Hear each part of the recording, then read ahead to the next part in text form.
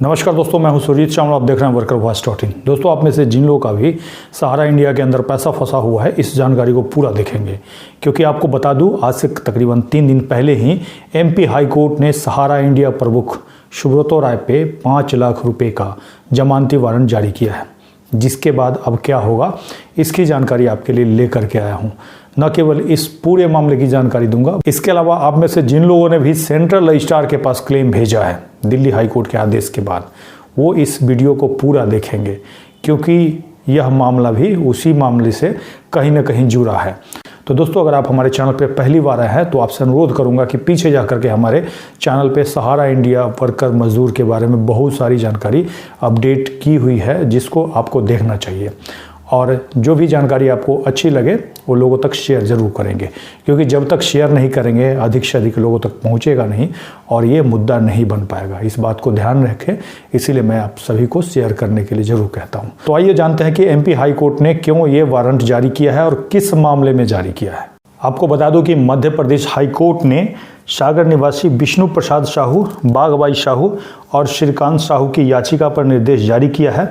माननीय कोर्ट के समक्ष याचिकाकर्ता के अधिवक्ता यानी कि वकील का कहना है कि उनके क्लाइंट्स का पैसा सहारा इंडिया, सहारा समूह में जमा कराया गया था, जो कि अभी मैच्योर हो चुका है और वो पैसा वापस नहीं दिया जा रहा है। यही नहीं, बल्कि उनके द्वारा अब ऑफिस भी बंद कर दिया गया है और ये खासकर जो पैसे का क्लेम कर रहे हैं, जो कि पैसा सहारा इंडिया की तरफ से वापस नहीं किया जा रहा है। और वो जो कंपनी है जिसका नाम इस ऑर्डर में बताया गया है, सहारा क्रेडिट कोऑपरेटिव सोसाइटी, जिसमें कि ये ऑर्डर जारी हुआ है। और इसमें कोर्ट के द्वारा यही कहा गया है कि अगले तारीख पे यानी कि अगले सुनवाई में जो सहारा प्रमुख सुब्रतो राय है, खुद से आकर के कोर्ट में आकर के अपना पक्ष रखे, अपना जवाब दे, क्योंकि अभी तक वो हाजिर नहीं हो रहे हैं, यानी कि उनके तरफ से कोई एडवोकेट भी इस केस में हाजिर नहीं हुआ है।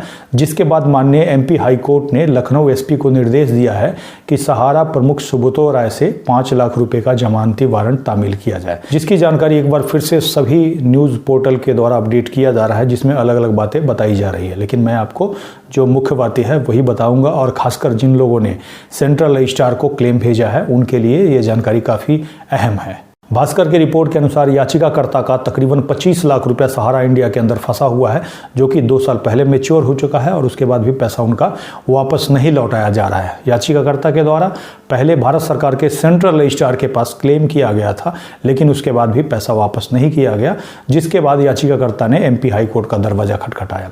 उसके बाद माननीय हाई कोर्ट ने आदेश देते हुए अगले सुनवाई यानी कि 9/1/2023 को सुब्रतो राय को सदैव उपस्थित होकर अपना पक्ष कोर्ट के समक्ष रखने के लिए कहा है, जिसके लिए उनके खिलाफ 5 लाख रुपए का जमानती वारंट जारी किया है। और इसी के बारे में आज मैं आपको जानकारी देने जा रहा हूं। यहाँ पे हमने देखा कि कोर्ट के समक्ष 2 बातें आई है। एक तो ये कि जमाकर्ता का पैसा नहीं दिया जा रहा है और उनका ऑफिस भी बंद हो चुका है। आपको बता दूं कि पटोरी समस्तीपुर बिहार से जब हमने सहारा इंडिया फर्जीवाड़े की जानकारी पूरे देश में दी थी, पूरे देश के लोगों तक गई और लोगों ने पैसा जमा करना बंद कर दिया, जिसका असर ये हुआ कि जब पैसा ही नहीं जमा हो रहा है तो स्वाभाविक है ऑफिस वो बंद करेंगे। क्यों? क्योंकि लोग जा करके पैसे रोज मांग रहे हैं। और दूसरा बात, जहां भी ऑफिस खोल करके रखेंगे तो उनको ऑफिस का कुछ ना कुछ किराया देना होगा। उसके लिए अब ऑफिस ही बंद हो चुका है, तो ऐसे में कहीं ना कहीं जमाकर्ता को ये लगा कि हमें क्लेम करना चाहिए, पैसा मांगना चाहिए। उसके बाद जैसे ही हमने फरवरी 2022 में पूरे देश को ये जानकारी दी थी कि किस तरह से आपके साथ सहारा इंडिया ने फर्जीवाड़ा किया है, वैसे ही पूरे देश के लोगों ने अपना पैसा मांगना शुरू कर दिया। और इसी के दरमियान माननीय दिल्ली हाई कोर्ट का 22 मार्च 2022 का एक ऐतिहासिक फैसला आता है, जिसमें यह कहा जाता है कि सेंट्रल रजिस्ट्रार कोऑपरेटिव सोसाइटी के पास जो लोग भी क्लेम करेंगे उनका पैसा कोऑपरेटिव सोसाइटी का जो सेंट्रल रजिस्ट्रार है वो दिलाएगा। और उसकी न केवल हमने जानकारी दी थी बल्कि आपको फॉर्मेट भी दिया था। अगर आपने हमारे इस वीडियो को नहीं देखा है तो यहाँ पे आई बटन पे क्लिक करके देख सकते हैं। साथ ही मैं नीचे वीडियो के डिस्क्रिप्शन में लिंक दे दूंगा, ताकि अभी तक आपने अपना पैसे के लिए सेंट्रल रजिस्ट्रार के पास क्लेम नहीं भेजा है, जो जल्द से जल्द भेज दीजिए। उसी वीडियो में आपको फॉर्मेट भी मिल जाएगा। और हो सकता है याचिकाकर्ता ने हमारे उसी वीडियो को देख करके सेंट्रल रजिस्ट्रार के पास क्लेम किया हो, या फिर कहीं अन्य से भी जानकारी मिली हो सकती है। और जिसके बाद हमने आपको यही बताया था कि आपको वेट करना है, क्योंकि एक दिल्ली हाई कोर्ट का आदेश है। और उसके बाद भी अभी जो जानकारी आई है, जिसकी जानकारी हमने आप सभी को दी है, कि किसी ने इसी तरह क्या किया, सुप्रीम कोर्ट के अंदर पिटीशन लगा दिया। और पिटीशन लगाने के बाद दिल्ली हाई कोर्ट के उस आदेश पे भी अगले आदेश तक स्टे दे दिया गया, यानी कि रोक लगा दिया है।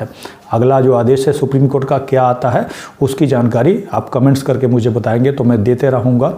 लेकिन आप मध्य प्रदेश राज्य के अंदर है तो गलती से भी आपको हाई कोर्ट में पिटीशन लगाने की ज़रूरत नहीं है, बल्कि थोड़ा सा वेट करने की ज़रूरत है कि सुप्रीम कोर्ट का अगला आदेश उस केस में क्या आता है जो भी पिटीशन किसी के द्वारा लगाया गया है, जिसकी जानकारी हम समय समय पे आपको देते रहेंगे जब भी उसकी सुनवाई होगी।